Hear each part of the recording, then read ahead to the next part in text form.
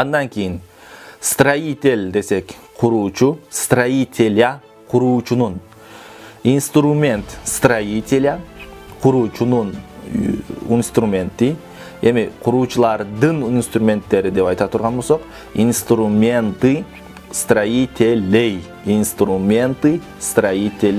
kuruculardın instrumentleri bolot. Instrumenты stроителей kuruculardın instrumentleri. Misal üçün bunun orduна başka söz деле koyup көрсөңүздөр болот да.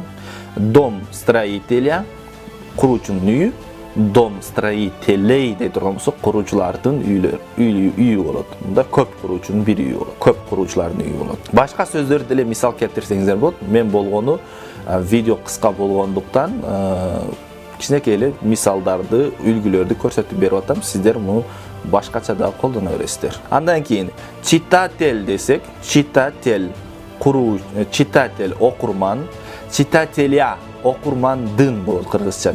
Читателя окурмандын.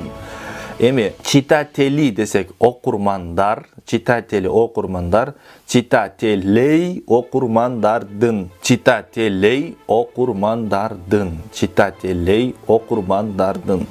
Ошондо мисал үчүн просьба читателя окурмандын суранычы, бир окурмандын суранычы, просьба читателей окурмандардын суранычы болот көптүк санда.